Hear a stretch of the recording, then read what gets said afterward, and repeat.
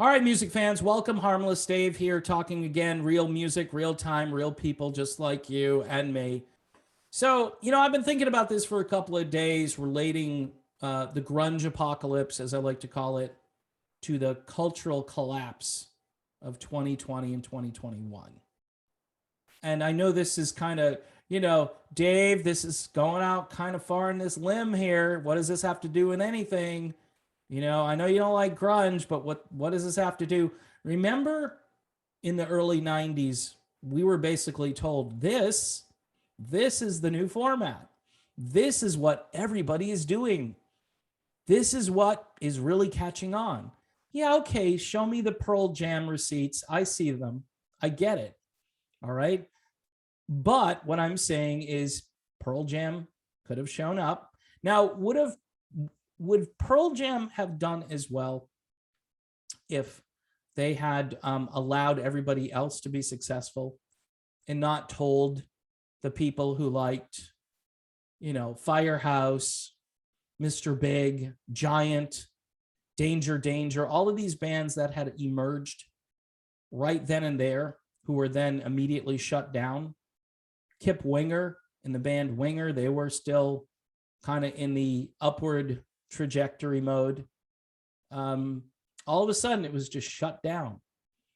Would all of these so-called, amazing, groundbreaking, I read these articles about Nirvana and Kurt Cobain, and it's all like, he was the greatest musical genius who's ever lived.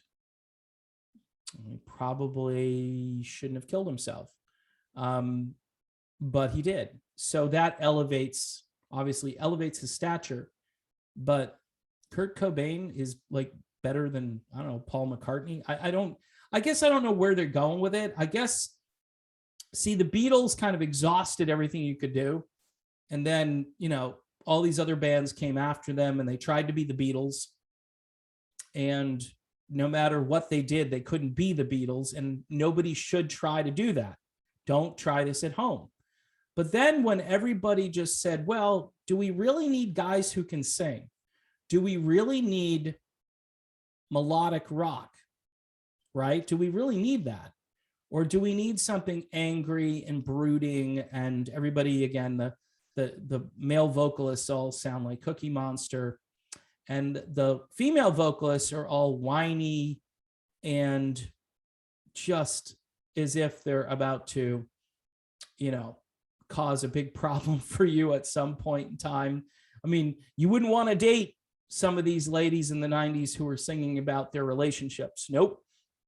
Sorry. Everything changed radically, and it changed not for the better, but we were told it was for our own good. This is where music is headed. And all the melodic rock went underground, or it stopped. Bands just stopped recording. They abandoned the business. And then they would come back later on and probably do very well touring and making money, because those people, those fans, never went away. They were probably thinking, where did all this music go? And here we are in the year 2021. And culturally, things are unraveling so quickly. It's I can't keep up with it in real time. I always say real time, but I can't keep up with it. I get an article and I read it and I go, no, this can't be. The music scene itself has been reduced to AI as the preferred way to create music. And that's what it is. Nobody's going to tell me otherwise. Yeah, you may have to have some kind of an insight to arrange things a certain way. But if you want, you can have the AI basically make the music for you.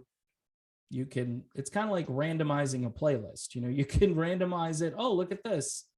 It's slightly different than the last one, but pretty much the same. Singing is a lost art because everything is auto-tuned and computerized, and it's just empty and shallow and vapid, all of those words. And I think there's a relationship to what happened in the 90s to what's happening kind of in a more global scale with every cultural institution, every music, art, science. Science has become what a few people say it is. Much like grunge was the thing and everybody said, hey, this is the thing. You better get on board. It's going to be big, right? And yeah, it was big, but that's because you reduced everything else. See, when you don't have a lot of choices and other choices aren't being talked about or promoted, then you only know about that one thing.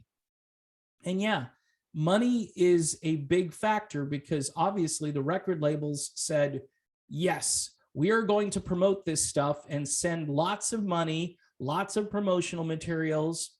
We want you guys to talk this up because this is the future. Now, grunge was actually kind of short-lived.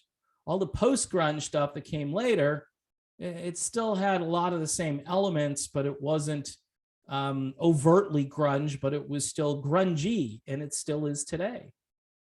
And all of that music that was happening at the time, and by the way, a full-blown blues revival was happening also just before this grunge apocalypse hit. A blues revival. Guys like Robert Cray, Johnny Winter, Gary Moore, John Lee Hooker, and then you had a number of other, longtime players who were kind of repackaging themselves and getting out there and doing. Kenny Wayne Shepherd comes along in the mid 90s, right? He does break through a little bit, but then, yeah, it's almost as if like, okay, there's a little fire still over there. Do we put that fire out? Yes, put it out. And I've heard other commentators talk about the lack of rhythm and blues, the lack of the blues itself, which was the, cornerstone of rock and roll, was rock and roll. All of those old guys from like way back, in the early part of the last century invented this music. And then other people like Eric Clapton is being accused of stole it, plagiarized it, made it a little bit more mainstream and accessible, as I like to say. But all of it was blues based, and that's the way rock was. And in the late 80s and early 90s, there was a full-blown blues rock revival happening, and that was squashed too. And you're thinking to yourself, okay, I can't hear bluesy artists on there. Jeff Healey Band. Jeff Healey, incredible talent, rising star. Obviously, he had other things going on in his life, which made it difficult for him to be a long-term music artist. But he, in his day, I mean, George Harrison writing songs for him. I mean, people just showing up to hang out and help out with his music. And this could have been the trajectory of the 90s moving forward. But by, like 1993, this was all shut down. It was just erased, gone. I mean, these albums came out for a little while longer, but nobody was buying them, or nobody knew about them, and nobody was promoting them. And that's the key. You need promotion. You need visibility. You need people to talk about you. Fast forward to today, and there are a lot of counter narratives out there about various topics. There's information that's available for people to read and to see. But if you go outside into the zombie apocalypse, you'll realize that if you don't believe like the zombies believe, you're pretty much all alone in society, or you think you're alone. You may not be alone, just like the people in the 90s who were like, okay, where did all my great music go? I had bought the last 3 Robert Cray albums, and then the record label says, well, we're done with this guy. He had a nice little run, but wait, what? No, you're not promoting it anymore. And that's why he's not on the radio anymore. He's still cranking out great albums, and you're just ignoring him. And there's so many other artists, whether it was a Robert Cray or a Mr. Big or whoever it was, you're like, okay, so only one type of music can exist now. One type of music can be talked about. Very much like one type of remedy for something, one type of sort of global obsession can be, that's acceptable behavior. But if you stray off of that, you become othered, like Eric Clapton and Ted Nugent and Van Morrison, whoever else. It's not just about thought, though. It's not about wrong think. It's about just wrong culture. It's like we always strive to be better, right? We wanted to be better. We wanted to make better music than the last generation. I can honestly say with a very straight face, we are not making better music in the year 2021 than the music in 1991. We are not making better music. And I don't think we're headed in a direction where that's going to self-correct. I don't know if it's money that decides this. It probably is. I don't know if there's a apocalyptic defeatism mixed with just this overall level of trying to shop mediocrity to people and telling people it's great. Because I feel that way. I feel that people are always kind of shopping crap and telling others that, hey, you got to hear this crap. And I go, yeah, it's crap. You're right. But then you're told, but this is it. This is the thing. This is what you got to listen to. And that goes with the news. It goes with a lot of professional sports these days compared to the people we grew up watching. Now, I know there are some exceptions to that rule, just like there are artists who are toiling anonymously and not getting any credit for the music they're doing, or they have a very narrow group of people who found out about them and love their work. You know, there are a number of bands that I listen to on a regular basis, some of whom I've, presented here, and you still get kind of a mixed reaction because people want affirmation from others, and they want to be able to go in their car, turn on their radio when they go to the grocery store and maybe hear this music, because that validates the music being good. That, or even though you shouldn't need that validation, it's kind of this communal thing that we used to kind of do without really knowing it. So there's no, like I always say, there's no imagination, there's no creativity in the radio business. And again, I'm not the greatest DJ who ever lived. I spent a very small amount of time compared to some people have careers that span decades. But really, when everything went automated, there was no real reason to have a DJ other than maybe a morning drive host who can pre-record everything they're going to say on the show and just drop it in to the format, and it plays through with the music and the commercials, and it's lame. It's like lip syncing your show, kind of. So in any event, just some random thoughts, some parallels between the destruction of the music business and the destruction of our economy, our way of life, the destruction of critical thinking.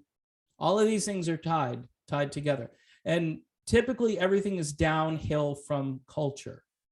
So the culture starts to disintegrate in the 90s and accelerates, and it takes a good 10, 20 years to really scrub, the remnants of that.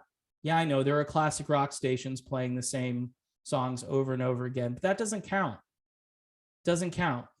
That whole sort of passing the baton from one generation, they did it from the 50s to the 60s. Obviously, the 70s had a 50s revival.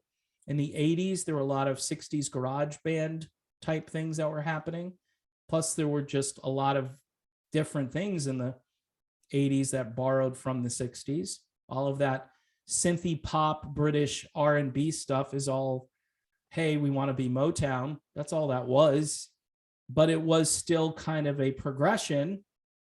And some of those bands did really good work, and you hear the music, you go, wow, it's well produced and well-written stuff. The 90s, there were some flashes if you listen to soft rock stations, but most of it was whiny and annoying and desperate and negative. And here we are, 2021. And all of those things gave birth to another generation that took it another step further. So anyway, I may be way off on this. There are different, different places you can go talking about the disintegration of music and culture and how it is now affecting everything, because everything flows downhill from culture. And when the culture is destroyed, all the institutions aren't, too far down the road, as far as following suit. So that's my video. More rambling by me. Thanks for watching, and I will see you soon.